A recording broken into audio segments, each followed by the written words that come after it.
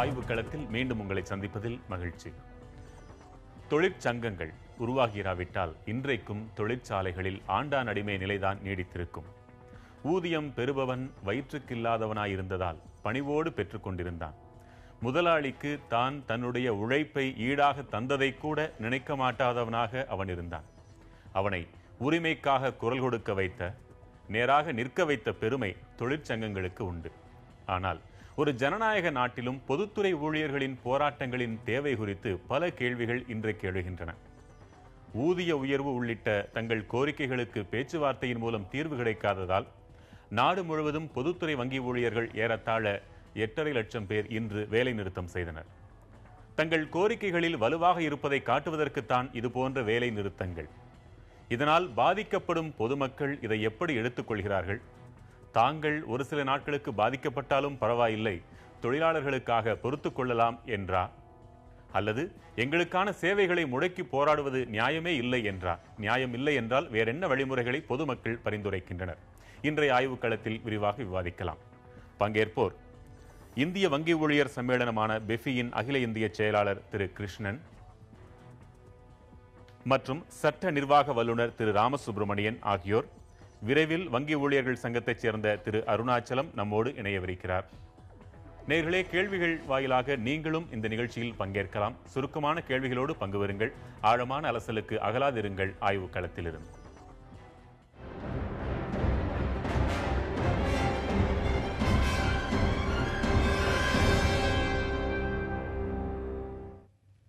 திரு கிருஷ்ணன், பொதுவாகவே தொழிற்சங்கங்களின் போராட்டங்களுக்கான இன்றைய தேவை குறித்து சொல்லுங்கள். பொதுத்துறையை பொறுத்தவரையில், குறிப்பாக பொதுத்துறையை பொறுத்தவரையில் காலியிடங்களை நிரப்புவதில் பொதுத்துறையினுடைய நிர்வாகங்கள் தேவையான முயற்சியை செய்வதில்லை, அமலாக்குவதில்லை.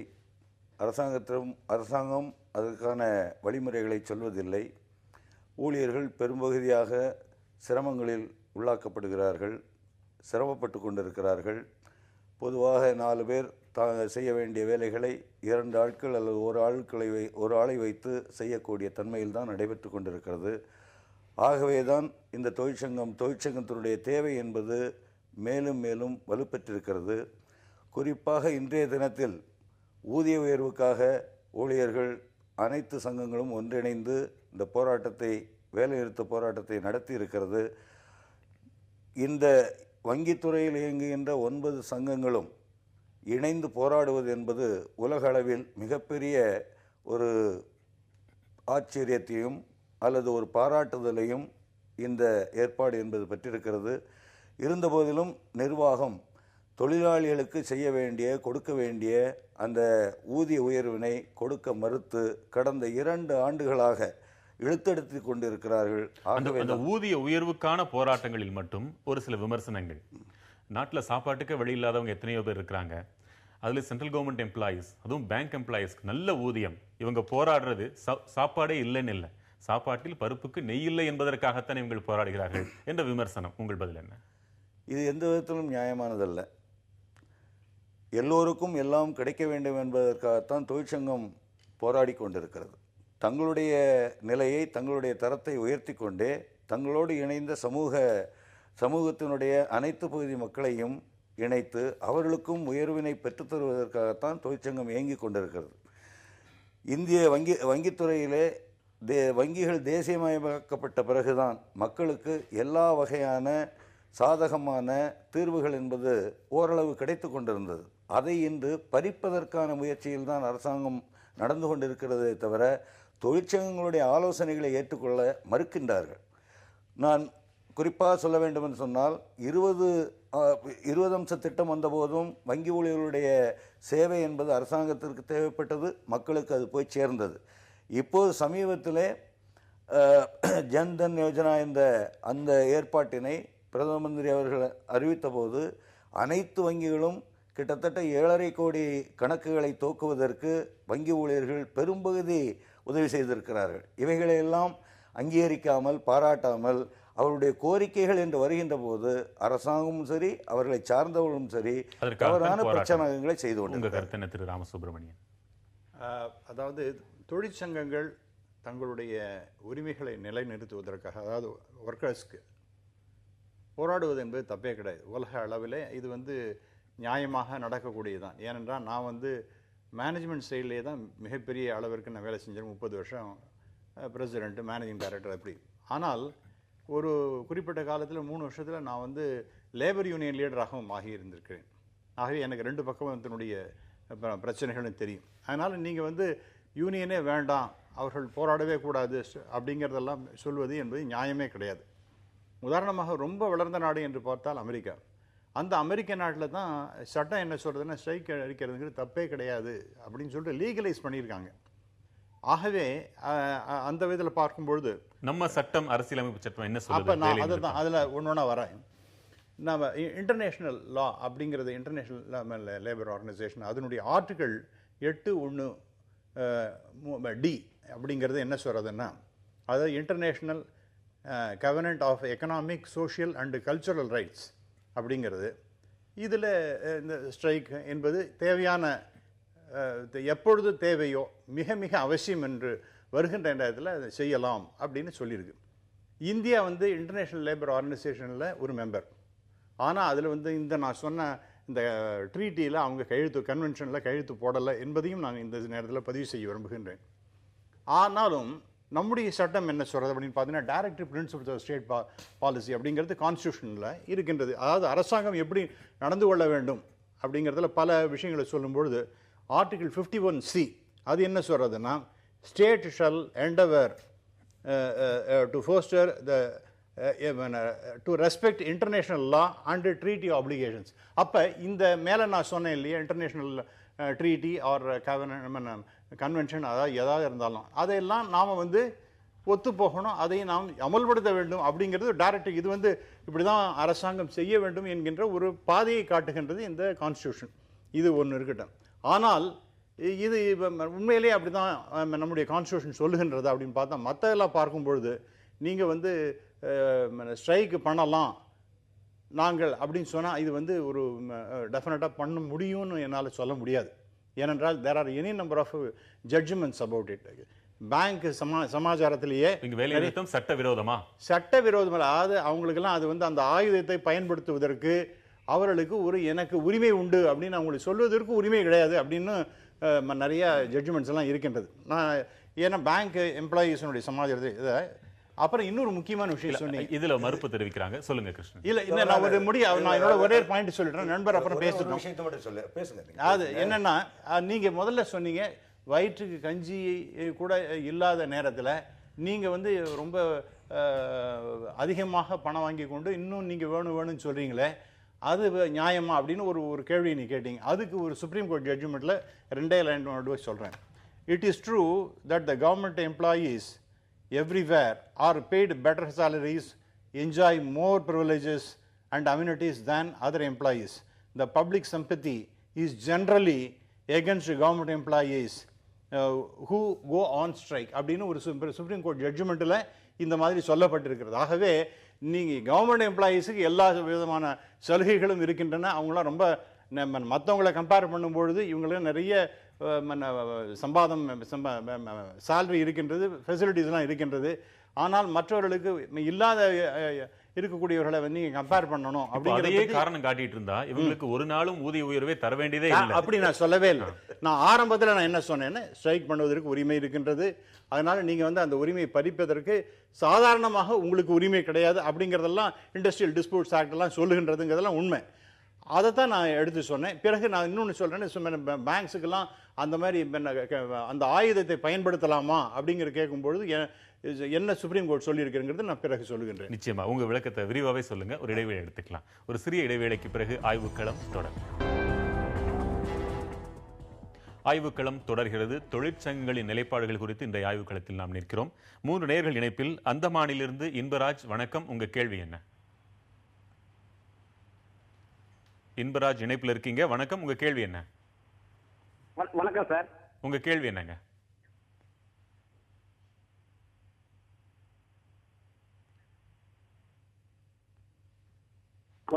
சம்பளம் கொடுக்குறாங்க, இருந்தாலும் அன்றாட மக்களுடைய பிரச்சனை இன்னைக்கு பாருங்க, ஒரு திடீர்னு ஒரு பிரச்சனை இருந்தா எவ்வளவு உங்களுக்கு கஷ்டம் தானே.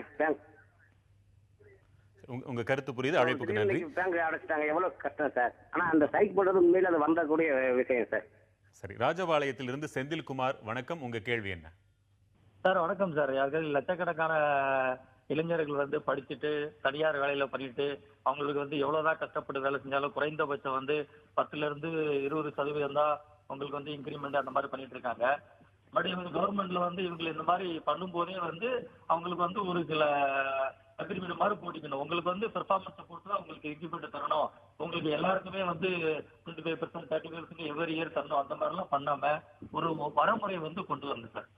அதான் நன்றி. மதுரையிலிருந்து நடராஜன், வணக்கம். உங்க கேள்வி என்ன? வணக்கம் சார். அவங்க வந்து 25% கேட்கறாங்க, ஆனா 11% ஒருத்தர் ஸ்ட்ரைக் பண்றாங்க. ஆனா சனி ஞாயிறு வீக்லி 5 டேஸ் வந்து சாத்தியமா சார்? இது நிறைய சிறு குறு விவசாயிகள் என்னை போன்ற ஓய்வு பெற்ற அரசு ஊழியர்கள் ரொம்ப பாதிப்பாங்க. அதுக்கு என்ன பதில் அது? சரி, உங்க அழைப்புக்கு நன்றி. சீனிவாசன், பன்ருட்டியிலிருந்து, வணக்கம். உங்க கேள்வி என்ன? ஹலோ சார், வணக்கம் சார். நான் வந்து ஒரு பொதுத்துறை வங்கியில அதிகாரியா ஒர்க் பண்றேன். சொல்லுங்க. ஆனா வந்துட்டு 2 வருஷம் ஆகியும் பேங்க்ல வந்துட்டு வேஜ் ரிவிஷன் கொடுக்காம இருக்காங்க. ஸோ எதிர்ப்பு நாங்க எப்படிதான் தெரிவிக்கிறது? மேனேஜ்மெண்டோட பல கட்ட பேச்சுவார்த்தை, அதாவது 2 நாளுக்கு ஒரு வாட்டி பேச்சுவார்த்தை, வாரம் ஒரு வரை பேச்சுவார்த்தையில நடத்திருக்கு.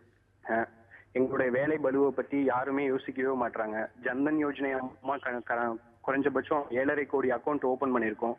எங்க ஒவ்வொரு பிரான்ச்சுக்கும் டார்கெட் செட் பண்ணி 600 அக்கௌண்ட் 700 அக்கௌண்ட் ஓபன் பண்ணியிருக்கோம் 2 நாள்ல.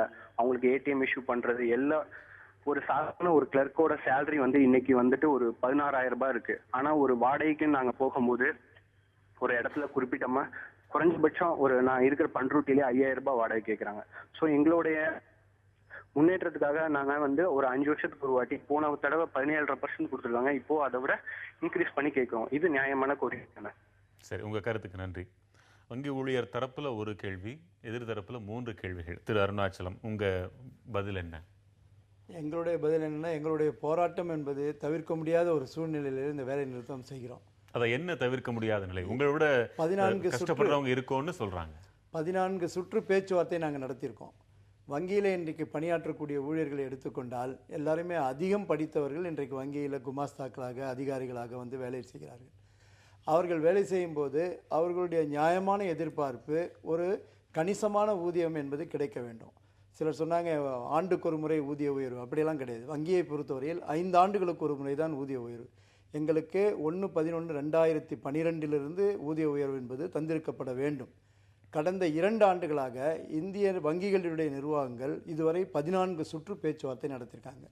14 சுற்று பேச்சுவார்த்தை நடத்தி வெறும் 11% மட்டுமே ஊதிய உயர்வு கொடுக்க முடியும் என்று திரும்ப திரும்ப அதை சொல்லிக் கொண்டிருக்காங்க. அதன் காரணமாகத்தான் வேறு வழி இல்லாமல், எப்பொழுதுமே ஸ்ட்ரைக் என்பது ஒரு தொழிற்சங்கத்துக்கு weapon of the last resort. வேறு எதுவும் வழி இல்லை என்று சொன்னால் கடைசியாகத்தான் வேலை நிறுத்தம் செய்கிறாங்க. வேலை நிறுத்தம் செய்வதன் மூலமாக இன்றைக்கு ஒரு நாள் வேலைநிறுத்தம் செய்ததின் காரணமாக வங்கியில் பணியாற்றக்கூடிய ஊழியர்கள் அதிகாரிகள் மட்டும் சுமார் 150 கோடி ரூபாய் ஊதியத்தை இழந்திருக்கின்றார்கள். ஆகவே வேலைநிறுத்தம் என்பது அவர்களுக்கு ஒரு ரொம்ப வசதியாக அல்லது சந்தோஷமாக செய்வதில்லை. தன்னுடைய ஊதியத்தை இழந்து நிர்வாகத்தை வலியுறுத்தி அவர்களுடைய கோரிக்கையில் வென்றெடுக்க வேண்டும் என்ற முக்கியமான காரணத்திற்காக தான் வேலைநிறுத்தம் செய்கிறார்கள். வேலைநிறுத்தம் செய்வதன் காரணமாக வாடிக்கையாளர்களுக்கு பாதிப்பு ஏற்படும். அதற்காக தான் நாங்கள் திரும்ப திரும்ப சொல்கிறோம், வாடிக்கையாளருக்கு பாதிப்பு ஏற்படக்கூடாது. இன்றைக்கி prime minister Jan Dhan Yojana scheme என்று சொல்லி இந்தியாவில் வங்கி கணக்கு இல்லாதவர்களுக்கெல்லாம் வங்கி கணக்கு துவங்க வேண்டும் என்று சொல்லி கோடிக்கணக்கான வங்கி கணக்குகள் வங்கியிலே பணியாற்றக்கூடிய ஊழியர்களும் அதிகாரிகளும் புதிதாக துவங்கி கொண்டிருக்கின்றார்கள். அப்படி இருக்கக்கூடிய சூழ்நிலையில் மத்திய அரசாங்கம் இதில் தலையிட்டு இந்த வேலை நிறுத்தத்தை தடுத்து நிறுத்தி இருக்க வேண்டும். சீஃப் லேபர் கமிஷனர் தலையிட்டார். என்னுடைய கேள்வி அதுதான். 150 கோடின்னு கணக்கு சொல்றீங்களே, இதனால் பாதிக்கப்படக்கூடிய அவர்களுடைய தொகையை கேட்டால் இன்னும் சில நூறு கோடிகள் அதிகமாக கூட இருக்கும். இப்போ உங்களை விட உங்க அளவுக்கு கூட இல்லாத சார் பல லட்சம் கோடி ஒரு நாளைக்கு பிசினஸ் வந்து அஃபெக்ட் ஆனது பல லட்சம் கோடிகள். ஒரு இடத்துலையும் சொல்றாங்க இன்னைக்கு 1000 கோடி இந்த டிஸ்ட்ரிக்ட்ல வந்து அவ்வளவுங்கிறாங்க. ஆந்திராவில் கிட்டத்தட்ட சில லட்சம் கோடி அப்படின்றாங்க. ஆக இந்தியா முழுக்க எடுத்துட்டீங்கன்னா பல லட்சம் கோடிகள் இன்னைக்கு பிசினஸ். உங்க அளவுக்கு கூட இல்லாத மக்களினுடைய வங்கி சேவைகளும் பாதிக்கப்பட்டிருக்கு. அதற்கு நீங்க எந்த விதத்தில் நியாயம் சொல்ல முடியும்? ஐயா, முதல்ல ஐயா சொன்னாங்க, அதாவது வேலைநிறுத்த உரிமையே கிடையாதுன்னு சொன்னாங்க. அது அவங்களுடைய ஆசை. அதுதான் தொழிலாளர்களுக்கு எதிராக சிந்திக்கக்கூடியவர்களுக்கு அதுதான் அடிப்படையானது. அவர் தொழிலாளர்கள் எதிராக சிந்திக்கிறாரா? அவர் நிர்வாகியாகவும் இருந்திருக்காரு, தொழிலாளியாகவும் இருந்திருக்காரு. இருந்தாலும் அவர் தேர்ந்தெடுக்கக்கூடிய நிலைப்பாடு என்பது அந்த ஊழியர்களுக்கு, தொழிலாளிகளுக்கு இருக்கக்கூடிய வேலைநிறுத்த உரிமை மறுக்கப்பட வேண்டும் என்று ஆசைப்படுகிறார். அது சாத்தியமாக அது நியாயம் இல்லை. ஒன்று. இரண்டாவதாக, எல்லா உதவிகளையும் இந்த வங்கி என்பது பொதுத்துறையில் வந்த பிறகுதான் மக்களுக்கு பெரிய அளவுக்கு கொண்டு செல்லப்பட்டது. அது மக்கள் முழுமையாக அவர்களுக்கு கிடைக்க வேண்டிய விஷயங்கள் எல்லாம் கிடைக்கின்றன என்ற மிகப்பெரிய கேள்வியிலிருந்து தான் வங்கி ஊழியர்களை அவர்கள் வித்தியாசமாக பார்க்கக்கூடிய சூழல். அது அடுத்து நாம் இங்கு சொல்ல வேண்டிய முக்கியமான விஷயம், தொழிலாளியுடைய உரிமைகள் இதெல்லாம் சொல்லலாம். ஏற்கனவே 1,65,000 பேர் ஒரு சொட்டு மையில் வீட்டுக்கு போய் சொல்லிட்டு சுப்ரீம் கோர்ட் வரை போய் அவர்கள் எல்லோரும் பணியில் அமர்த்தப்பட்டார்கள் என்ற உண்மையும் இருக்கிறது. இதையெல்லாம் தாண்டி முக்கியமாக இந்த நாட்டு மக்கள் எல்லோரும் அறிந்து கொள்ள வேண்டியது, இந்த ஆண்டு 1,27,000 கோடி நடப்பு லாபம் வந்திருக்கிறது. வங்கிகள், பொதுத்துறை வங்கிகள் நிகர லாபமாக 37,000 கோடியை காட்டியிருக்கிறார்கள். 90,000 கோடி என்பது வராக்கடனுக்கு அதை தள்ளுபடி செய்வதற்காக ஒதுக்கப்பட்டிருக்கிறது. இந்த ஆண்டு மட்டும் 90,000 கோடி. கடந்த ஆண்டு அதை ஒத்து தொடர்ந்து நீங்கள் பின்னோக்கி சென்றால் ஆண்டுதோறும் பல 10,000 கோடிகள் அந்த வராக்கடனுக்காக ஒதுக்கப்பட்டு அது தள்ளுபடி செய்யப்படுகிறது. இவைகளெல்லாம் கணக்கில் எடுத்து இந்த பணம் அரசாங்கத்திற்கு, வங்கிகளுக்கு ஒரு நிமிஷம் இவைகளெல்லாம் உரிய முறையில் வசூல் செய்து அவர்கள் மீது அதாவது கடனை திருப்ப செலுத்த மறுக்கின்றவர்கள் மீது நடவடிக்கைகள் மேற்கொண்டு, இன்னும் சொல்லப்போனால் இந்த கிங்ஃபிஷர் கிட்டத்தட்ட 9,000 கோடியை வங்கியில் ஏமாற்றி கொண்டிருக்கிறது. இவைகளையெல்லாம் வசூல் செய்து முடித்தால், அதற்கான நடவடிக்கைகள் எடுத்தால் இந்த நாட்டில் இருக்கக்கூடிய ஏழை மக்களுக்கு அனைவருக்கும் வயிறார சோறு போட முடியும். ஒரு நொடி. அஸ்ஸாமிலிருந்து கார்த்திகேயன், வணக்கம். உங்க கேள்வி என்ன?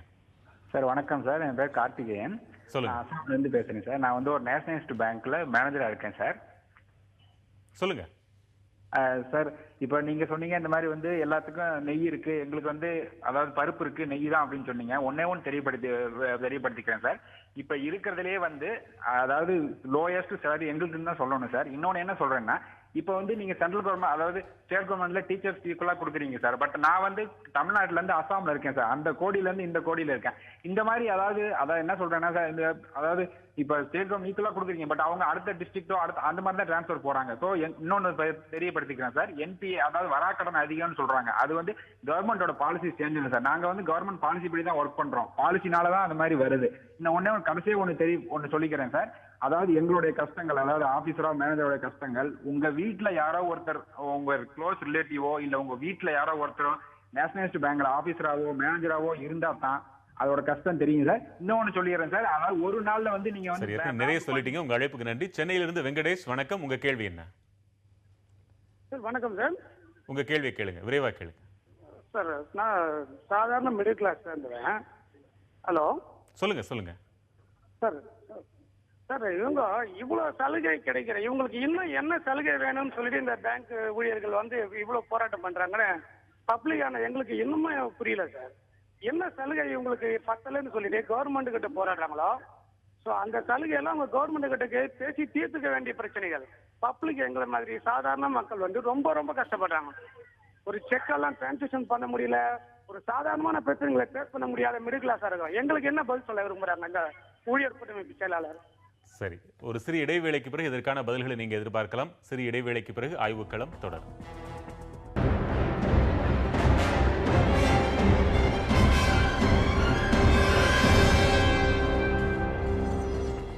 ஆய்வுக்களம் தொடர்கிறது. திரு ராமசுப்ரமணியன், இன்றைக்கு ஏறத்தாழ 79 தள்ளாடுகின்ற பொதுத்துறை நிறுவனங்கள் தனியார் மயத்தை நோக்கி செல்ல வேண்டி இருக்கும் என்று அமைச்சரே சொல்றாரு. இந்த நிறுவனங்கள் தோல்வியுற்றதற்கு எந்த ஒரு தொழிலாளியும் காரணம் அல்லங்கிறத வெளிப்படையான உண்மை. ஆக தவறு வேறெங்கோ இருக்க, பொதுத்துறை நிறுவனங்கள் மக்களின் சொத்து, அது பறிபோய் விடாமல் இருப்பதற்காகவும் இந்த தொழிற்சங்கங்கள் தான் பாடுபடுறாங்க. நேவியல் நிலக்கரி நிறுவனத்தின் பங்குகள் விற்பனை ஒரு நல்ல உதாரணம். பிஎஸ்என்எல் எந்த அளவிற்கு புகழ் பெற்றிருந்தது என்பது அனைவருக்குமே தெரிந்த விஷயம். இதற்காகவெல்லாம் அந்த ஊழியர்கள் தான் போராடினாங்க. மக்கள் சார்பாக தான் அதை எடுத்துக்கணும். ஆக தொழிற்சங்கங்களின் போராட்டங்களை பொதுமக்கள் சரிவர புரிந்து கொள்ளவில்லையா? இல்லை ஜென்ரல் பை அண்ட் லார்ஜ் புரிஞ்சுன்னு தான் இருக்காங்க. இப்போ பப்ளிக் செக்டர் அண்டர்டேக்கிங்கிறது பல விஷயங்கள் காரணம். அதாவது நீங்கள் அரசாங்கத்தை மட்டும் குறை சொல்ல முடியாது. அங்கே இருக்கக்கூடிய அதிகாரிகள் என்ன பண்ணிட்டு இருக்காங்க, அவங்களாம் நிறைய பணம் வாங்கிட்டு மேனேஜ்மெண்ட் இதை நான் பற்றி நிறைய இங்கேயே பேசியிருக்கிறோம். அதனால் இது பேசிக்காக அவங்க ஹெச்எம்டி போன்ற எக்ஸலண்ட் ஆர்கனைசேஷன்ஸ் அவங்களாம் ஏன் ஃபெயிலியர் ஆச்சு? ஏன்னா அதோடு இல்லாமல் இன்றைக்கி டெக்னாலஜி மாறிட்டே இருக்குது. அதனால் அவங்களுடைய technology that has become absolute. இரண்டாவதாக இன்றைக்கி மாறி வருகின்ற சூழலில் இன்றைக்கி குவாலிட்டி அப்படிங்கிறதான் பார்க்குறாங்க. அப்படி பார்க்கும்போது தேவைக்கு தகுந்தாப்பில் அவங்களால செய்ய முடிகின்றதா என்றால் இல்லை. அவங்களுடைய டெசிஷன் மேக்கிங்கு ரொம்ப ரெட்டேபிசம் ரொம்ப அதிகம். அப்படி இருக்கும்போது நீங்கள் இந்த 79 சொன்னால் கிட்டத்தட்ட 1,15,000 50,000 கோடியே நஷ்டம் அப்படின்னு சொல்கிறாங்க. ஸோ அந்த அளவுக்கு பணம் போயாச்சு, தண்டமாக போயாச்சு. அதனால் அரசாங்கத்தினுடைய வேலையே என்னென்ன, அது பழங்காலத்தில் ஆரம்பித்தோம் சார் பப்ளிக் செக்டர் அண்டர்டேக்கிங்னு. அப்போல்லாம் தனியார் பண்ண முடியாததை இப்போ அரசாங்கம் ஏற்று நடத்துகின்றதுன்னு வந்தது. இப்போ அதே பொதுத்துறை நிறுவனங்களும் தள்ளாடுகின்ற நேரத்தில் மற்ற புதுசாக அவர்கள்லாம் வந்தாங்கன்னா இவங்களை கம்ப்ளீட்டாக காலி பண்ணுறதுன்னு இப்போ அரசாங்கம் முடிவு செய்யலை. தனியார்கிட்ட கொடுக்கலாம் அப்படிங்கிற மாதிரி எடுத்திருக்காங்க. அதனால என்ன ஆகும்னா எல்லாருக்கும் வேலை போகிறதுங்கிறது எல்லாம் கிடையாது. நிச்சயமாக வேலையும் இருக்கும். ஆனால் நியூ டெக்னாலஜி வெல்கம். அதனால் ஒன்றும் தப்பே கிடையாது. அதனால் இதற்கெல்லாம் எதுக்கு எடுத்தாலும் நான் தொழிற்சங்கம் போராடுவேன், எல்லாமே எல்லாருக்கும் வேலை போட போகிறதுங்கிற மாதிரி இவங்க எல்லாத்துக்கும் தடை செஞ்சிருந்தாங்கன்னா சரியான நிறுவனங்களை கண்டிப்பாக காப்பாற்ற வேண்டும் என்பது இல்லையா? நினைக்கிறீங்களா? இல்லை இல்லை, அதாவது இல்லாத நீங்கள் அந்த முகமது பின் துக்ளக்னு ஒரு படம் ஒன்று வந்தது. அதில் சொல்லுவாங்க, திடீர்னு அந்த போராட்டம் நடத்தினாங்க, அந்த ரயிலெலாம் கொளுத்திட்டாங்க அப்படின்னு சொல்லிட்டு எல்லாரும் அங்கே யாரோ ஒருத்தவங்க சொல்லுவான். உடனே சொல்ல ஒழியட்டும் ஓட்டை உடைச்சல்கள் அப்படிங்கிற மாதிரி. அதுமாதிரி ஒழியட்டும் ஓட்டை உடைச்சல்கள் போகிற இல்லைன்னா அதனால் எவ்வளோ பெரிய நஷ்டம். It is a last the government country. அதில் இருக்கிற தவறான கருத்து அது. ஓட்டை ஒடிசல்கள் ஒழியட்டும்னா பொதுத்துறைகள்லாம் ஓட்டை ஒடிசலா? அது பெரிய பண்டித ஜவஹர்லால் நேரு அவர்கள் சொன்னார்கள், பொதுத்துறை நிறுவனங்கள் இந்தியாவின் திருக்கோயில்கள், அந்த கோவில்கள் காப்பாற்றப்பட வேண்டும். பொதுத்துறை வளர்ந்தால் நாடு வளரும், நாடு வளர்ந்தால் நாட்டில் இருக்கக்கூடிய மக்கள் வளருவார்கள் என்பதுதான் பொதுவான கருத்து. பொதுத்துறை வளர வேண்டும். இன்னைக்கு பொதுத்துறையில் லாபம் வருகிறது என்று சொன்னால் அந்த லாபம் நாட்டினுடைய வளர்ச்சிக்காக பயன்படுத்தப்படுகிறது. ஒரு தனியாருக்கு லாபம் வருகிறது என்று சொன்னால் எங்கே போகிறது அந்த லாபம்? அவங்களும் டாக்ஸ் கட்டிட்டு இருக்காங்க. அவங்களுடைய டாக்ஸ் எல்லாம் இல்லாம இந்த அரசாங்கம் ONGC நிறுவனத்தினுடைய பங்குகளை தனியாருக்கு விற்பனை செய்ய வேண்டும் என்று முடிவெடுத்திருக்காங்க. எதற்காக ONGC நிறுவனத்தினுடைய பங்குகளை தனியாருக்கு விற்பனை செய்ய வேண்டும்? அதிகமான லாபத்தை ஈட்டக்கூடிய நவரத்னா பொதுத்துறை நிறுவனம், அந்த நிறுவனத்துடைய பங்குகளை விற்பதற்கு அரசாங்கம் முடிவெடுத்திருக்கிறது. லண்டன் நகரத்திலே ரோட் ஷோ நடத்துவோம், நியூயார்க் சிட்டியிலே ரோட் ஷோ நடத்துவோம், போஸ்டன் நகரத்திலே ரோட் ஷோ நடத்துவோம். எதற்காக? இந்தியாவில் இருக்கக்கூடிய அதிகமான லாபத்தை ஈட்டக்கூடிய ஒரு பொதுத்துறை நிறுவனத்தினுடைய பங்குகளை விற்பதற்கு நியூயார்க் நகரத்திற்கு சென்று ரோட் ஷோ நடத்தி அதனுடைய பங்குகளை விற்பனை செய்ய வேண்டும் என்ற கட்டாயம் ஏன் அரசுக்கு இருக்கின்றது? எதற்காக இதை அவர்கள் கையாள? இன்னொரு பக்கம் இந்த வேலை நிறுத்தங்களை பார்க்க பொதுமக்களுக்கு இந்த துறையை தனியார் நடத்தின இந்த பிரச்சனையே இல்லை, நமக்கு வேலை நிற்காது அப்படின்ற ஒரு எண்ணம் வரத்தானே செய்யும். அது கட்டாயம் வரக்கூடாது. அது மாதிரி எண்ணம் வரக்கூடாது. இன்றைக்கு பொதுமக்களும் போராடி கொண்டிருக்கின்றார்கள். பொதுமக்கள் மறியல் செய்கிறார்கள். தண்ணீர் கிடைக்கவில்லை என்று சொன்னால் சாலை மறியல் செய்கிறார்கள். அவர்களும் உணர்கின்றார்கள், போராடினால்தான் நம்முடைய உரிமை காக்கப்படும் என்பதை பொதுமக்கள் புரிந்து கொண்டு நிறைய போராட்டங்களை பொதுமக்கள். ரெண்டு நேயர்களுக்கு முதல் நேயர் எங்கிருந்து பேசுறீங்க, உங்க கேள்வி என்னங்க? சார், நான் இளஞ்சிலேன் சென்னையிலேருந்து பேசுறேன். கேளுங்க, விரைவா கேளுங்க. சார், அங்க உட்காந்துருக்க பேங்க் எம்ப்ளாயிஸ்லாம் உட்காந்துருக்காங்க. அவங்கள அவங்க எம்ப்ளாயிஸ் மொத்தம் எத்தனை பேர்த்த அவங்க கையை வச்சு சொல்லுங்க. யாராவது வர கஸ்டமரை மதிப்பு மரியாதையோட கவர்மெண்ட் பேங்க்ல ஏதாவது நடத்துறாங்களா? ஆனா பிரைவேட் செக்டர் போங்க, அவ்வளோ அழகா நம்ம போனோம்னா நம்மளுக்கு ஒரு என்ன வேணும் அதெல்லாம் பண்றாங்க. ஃபர்ஸ்ட் அதை ஒழுங்கா அவங்க பண்ண சொல்லுங்க, அதுக்கப்புறம் ஸ்ட்ரைக் எல்லாம் பண்ணலாமே. அழைப்புக்கு நன்றி. அடுத்த நேயர் தினேஷ், வணக்கம், உங்க கேள்வி என்ன? சார், நான் இப்போ எனக்கு முன்னாடி ஒருத்தர் பேசினாங்க சார், பிரைவேட் பேங்க்ல நல்லா மரியாதை கொடுக்குறாங்க அப்படின்னு சொல்லி. சார், எந்த ஒரு சப்சிடியும் மற்ற எந்த ஒரு பெனிஃபிட்டும் பிரைவேட் பேங்க்ல கிடைக்காது. நாங்கள் எங்களுடைய கவர்மெண்ட் பேங்க்ல தான் நாங்கள் நல்லா எந்த ஒரு சப்சிடி எல்லாமே கிடைக்கும். அதனால வந்து பப்ளிக் செக்டர் கண்டிப்பா வேணும். அது இல்லாம வந்து 1.5 லட்சம் கோடி லாபம் நாங்க வந்து இந்த வருஷம் கொடுத்துருக்கோம்.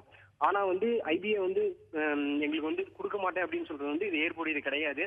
தேவையில்லாத மக்களுக்கு வந்து 8,000 கோடி 10,000 கோடின்னு என்பிஏ கொடுத்துட்டு எங்களுக்கு கொடுக்கல அப்படிங்கிறது ரொம்ப தவறா இருக்குங்க சார். சரி, அது நேயருக்கு நேரே பதில். அடுத்த நேயர், வணக்கம், உங்க கேள்வி என்ன?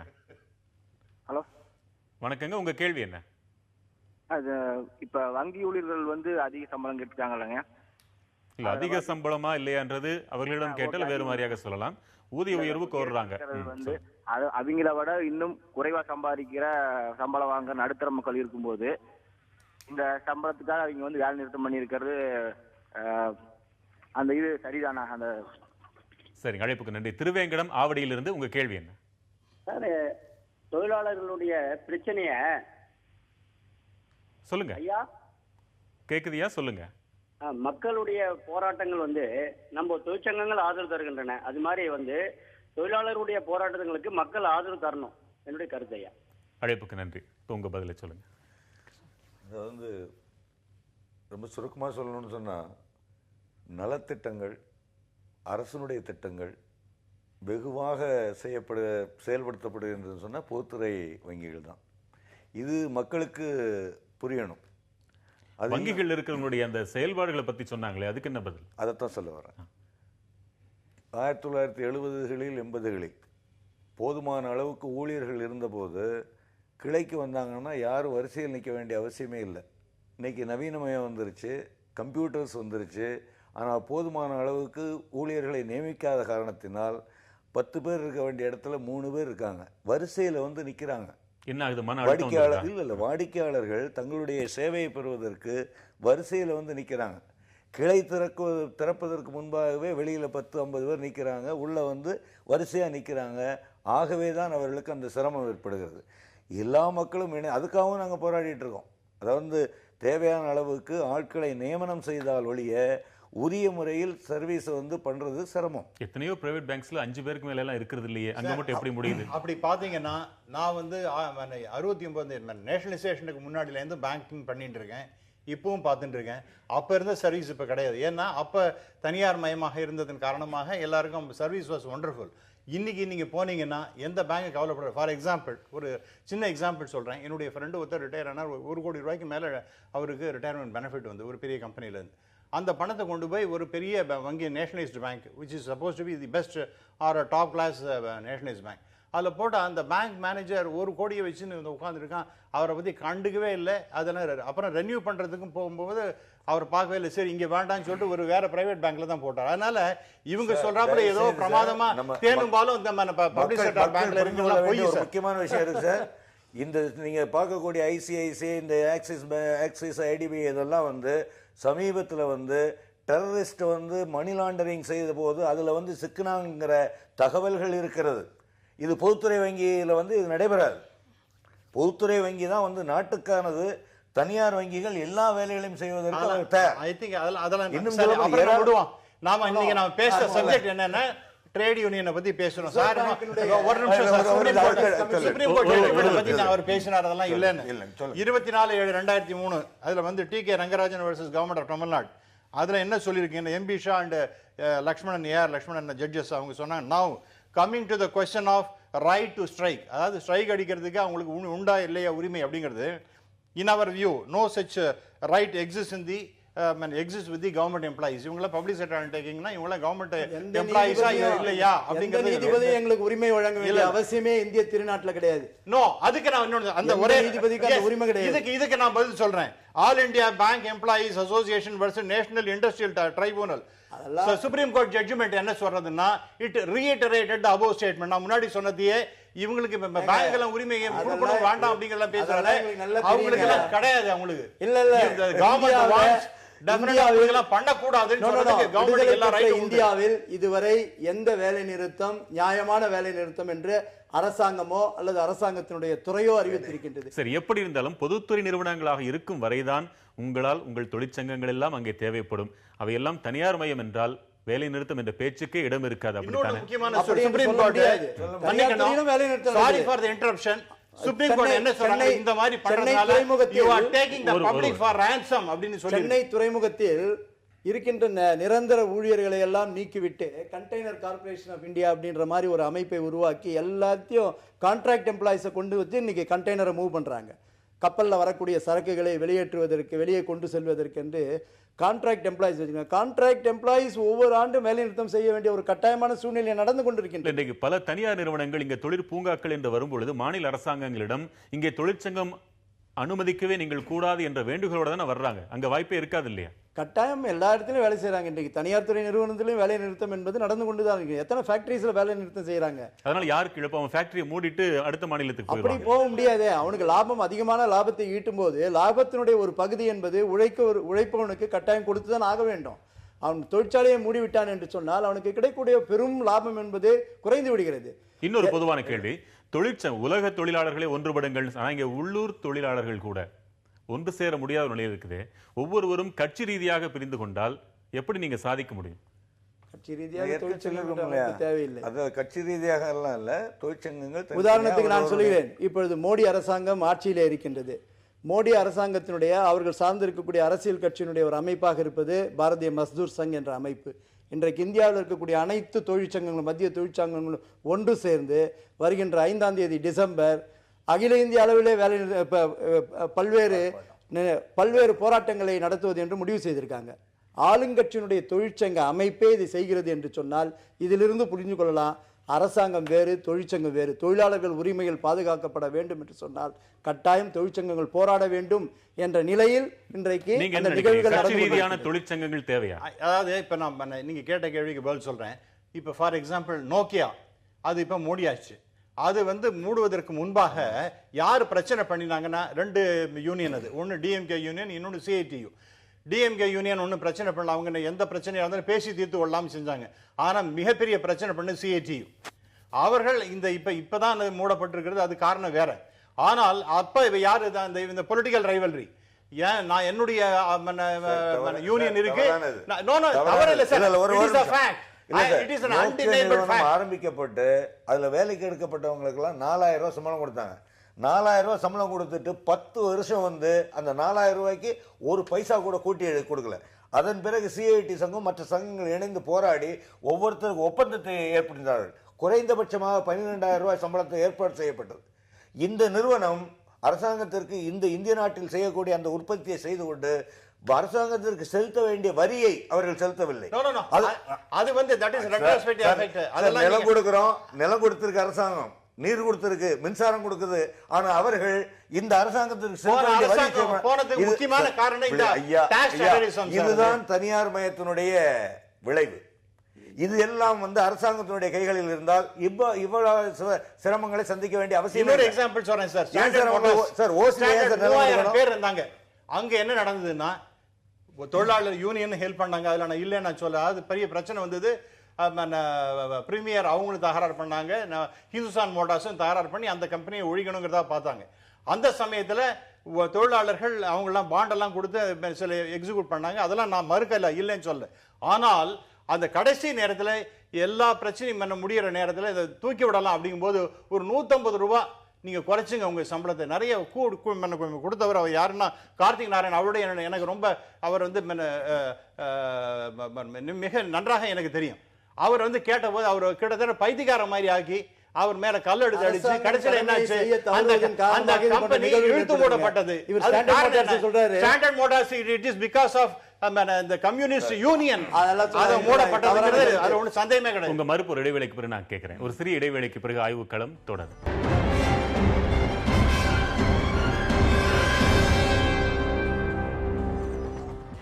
ஆய்வுக்களம் தொடர்கிறது. திரு ராமசுப்ரமணியன், இனி வரும் காலங்களில் தொழிற்சங்கங்களின் தேவை எந்த அளவுக்கு இருக்கும், அவங்க எப்படி செயல்படணும்னு நினைக்கிறீங்க? சார், அவங்க ஒரு பாசிட்டிவா செயல்படணும். எதுக்கு தான் ஸ்ட்ரைக் அடிக்கிறேங்கிறது கூடாது. அண்ட் மோரோவர் வயலன்ஸ் இப்ப நான் ரொம்ப சமீபத்தில் நடந்த சமாச்சாரம் சொல்றேன். வயலன்ஸ் எல்லாம் ஈடுபடுறது, அதாவது அவங்களுடைய டிமாண்டை பூர்த்தி பண்ணலைன்னா தே கோ டு எனி எக்ஸ்டென்ட். ஒன்று ப்ரீ கால், அதுல வைஸ் பிரசிடென்ட் ஹெச்ஆர் பாவம், அவரை போய் அந்த ஜார்ஜுங்கிறவரை ஏதோ டிமாண்ட் கேட்டாங்க, ஏதோ பேச்சுவார்த்தை நடந்து இல்லைன்னு அவங்க கொலை பண்ணிட்டாங்க. இன்னொன்று குர்லாவில் டாக்டர் தத்தா சமத், அவரால் தான் எவ்வளவு அங்கெல்லாம் நீங்க போனீங்கன்னா காலம்லாம் எந்த காலம் சரி அது ரைட். நான் இப்ப சொன்னேன் உங்களுடைய நான் அது அந்த அங்கெல்லாம் இருந்த அவ்வளவு கம்பெனிகளும் மூடப்பட்டு இன்னைக்கு மில்ஸ் எல்லாம் மூடப்பட்டது காரணம் யார்? அவர் தான். அதே மாதிரி ஹரியானால ப்ளீஸ் இது வந்து லேட்டஸ்ட் நான் சொல்றது மாருதியில அங்க வந்து அந்த முக்கியமான ஜெனரல் மேனேஜரை பிடிச்சி அப்படியே எரிச்சு கொள்ளல. ஆகவே இவங்கெல்லாம் இந்த யூனியன்கிற பேர்ல அட்ராசிட்டிஸ் நடக்கிறது அதெல்லாம் மக்களும் கொதிச்சுட்டு இருக்காங்க. நீங்க வந்து வேணும் 25 இவங்களுக்காக மக்கள் போராடினா இவங்களுடைய போராட்டம் இவ்வளவு தீவிரமா இருக்க வேண்டியதில்லை. மக்களுக்காக இவங்க குரல் கொடுக்குறாங்க. இவங்களுக்காக அவங்க குரல் கொடுக்கறது சொல்றாங்க. என்ன குரல் கொடுவாங்க? எனக்கு வந்து சம்பளம் கூட வேணும், எனக்கு வந்து அதர் ஃபெசிலிட்டிஸ் வேணும். நீங்க போராடும் பொழுது தொழிற்சங்கங்கள் அதுக்கு மட்டும் போராடலையே, மற்ற பல விஷயங்கள் இருக்கு. இல்ல ஒரே ஒரு விஷயம் சொல்றேன். இன்னைக்கு எவ்வளவு பேர் சார் ஆர்கனைஸ் செக்டர்ல இருக்காங்க? இன்னைக்கு அதிகபட்சம் 10% மேல கூட 10% குறைவா தான் இருக்கு. இன்னும் சொல்ல போனா 7% தான் இருக்கு. 93 அன்ஆர்கனைஸ். அவங்களுக்கு எவ்வளவு சம்பளம்னா 6000 5000 4000 டெஃபினட்டா ஒண்ணுமே தெரியாத அளவுக்கு இருக்கு. அவங்களோட கம்பேர் பண்ணா are they not better off? அதனால நீங்க கேக்குறது அதுக்காக நான் சொன்னது என்னன்னா நீங்க வந்து கேட்க கூடாது, ரைட்டே கிடையாது அப்படிங்கறது நான் சொல்லல. தொழிற்சங்கங்களின் அட்ராசிட்டிஸ் அதுக்கு பதில் சொல்லுங்க. அட்ராசிட்டிஸ் என்பது கிடையவே கிடையாதுங்க. உதாரணமே சொன்னாரே. அமெரிக்கால கொலை பண்ணது அட்ராசிட்டிஸ் இல்லையா? எங்கோ நடக்கக்கூடிய ஒரு சில ஒரு விஷயம் கிடையாது, ரெண்டு விஷயம் கிடையாது. பேச முடியாது. இன்றைக்கு உலகத்தில் இருக்கக்கூடிய தொழிலாளர்கள் உரிமைகள் எவ்வளவு காக்கப்படுகிறது, அதற்காக எப்படிப்பட்ட தொழிற்சங்கங்கள் நடத்தப்படுகிறது என்பதை பற்றியெல்லாம் நம்ம அலசி ஆராய்ந்து பார்த்தோம் என்று சொன்னால் இது போன்ற ஏதோ ஒரு அசம்பாவிதங்கள் நடப்பதை வைத்துக்கொண்டு பொதுவாக தொழிற்சங்கங்களை குறை கூற முடியாது. தொழிற்சங்கங்கள் இருப்பதின் காரணமாகத்தான், தொழிற்சங்கங்கள் விழிப்புணர்வோடு இருப்பதின் காரணமாகத்தான் இன்றைக்கு இந்தியாவினுடைய வளர்ச்சி என்பது இருந்து கொண்டிருக்கிறது என்பதை நாங்கள் வலிமையாக சொல்ல முடியும். இன்னைக்கு பொதுத்துறை வங்கிகளிலேயே இவங்க மேல அதாவது எம்ப்ளாயிஸே இவங்க மேல நம்பிக்கை கிடையாது. யூனியன் மேல வராக்கடனுக்காக பல்வேறு நடவடிக்கைகள் இன்றைக்கு வங்கித்துறையில் எடுக்கப்பட்டு இருக்கிறது என்று சொன்னால் அது தொழிற்சங்கங்கள் நடத்திய போராட்டத்தின் காரணமாக தான் ஏற்பட்டது. ஒரு விஷயம் ஹரியானா பத்தி சொன்னாங்க. அதாவது சூழல்களை எல்லாம் மொத்தமாக வந்து மறுத்துட்டு எதையாவது கோட் பண்ணுறது தவறு. ஆஸ்கார் ஃபெர்னாண்டஸ் வந்து அவரே சொன்னார், இவைகளெல்லாம் எடுத்துக்காட்டி எப்படி நம்ம தொழிலாளிகள் நடத்த வேண்டும் என்பதை முதலாளிகள் கற்றுக்கொள்ள வேண்டும் என்பதை ஆதரிப்பு கிடையாது, நிச்சயமே கிடையாது. அதாவது நாங்கள் அதெல்லாம் ஆதரிக்கிறவங்க அல்ல. நடைபெற்ற நிகழ்வுகள் என்பது முழுமையாக நமக்கு தெரியாது, எந்த சூழல் என்ன என்பது ஏராளமான விவரங்கள் இருக்கு. ஆனா அவரே சொல்றாரு தண்டிக்கப்பட்டு ஆக வேண்டும், மம்தா பானர்ஜி முதற்கொண்டு எல்லாரும் சொல்லியிருக்காங்க. ஸோ இந்த சூழல் அதுவும் தவறுதான். நிச்சயமாக இந்த மாதிரியான அசம்பாவிதங்களை வந்து நாம் ஆதரிப்பது கிடையாது, அது தவறுதான். ஆனால் பொதுத்துறை என்பது நிச்சயமாக இந்த நாட்டிற்கு தேவை. அது எல்லா சமயங்களிலும். இப்போ சமீபத்தில் நான் ஏற்கனவே சொன்னேன், நலத்திட்டங்கள் என்று வருகின்ற போது பொதுத்துறை வங்கிகள் தான் பயன்படுத்தப்படுகின்றன. அதே போல எந்த வருமான இப்போ உலகமயம் வந்தது சார், ஊழல் கூடவே வந்தது சார். கருப்பு பணம் வருது, கருப்பு பணத்தை நேற்று சொன்னாங்க, உடனே எல்லாத்தையும் வெளியிட்டு தண்டிப்போம் அல்லது கொண்டு வந்துருவோம்னு சொன்னாங்க. லாஸ்ட் இப்பவும் சொல்றாங்க. ஆனா ஏன் அதை வெளியிடுவதற்கு மறுக்கின்றார்கள்? இது போன்ற சில முக்கிய பிரச்சனைகளுக்காக தொழிற்சங்கங்கள் அவசியம். நான் 2-3 விஷயம் சொல்றேன் சார். அதாவது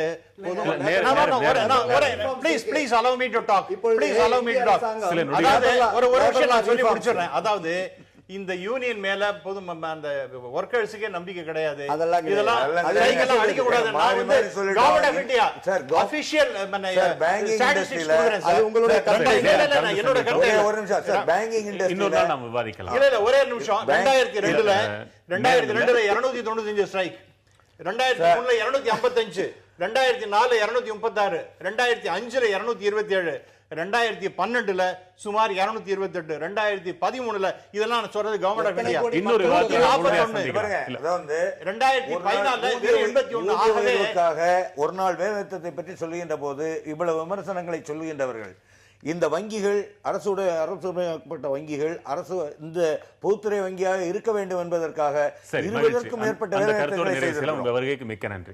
நாளை மற்றும் ஒரு முக்கிய தலைப்போடு ஆய்வுக்களத்தில் மீண்டும் சந்திக்கலாம். வணக்கம்.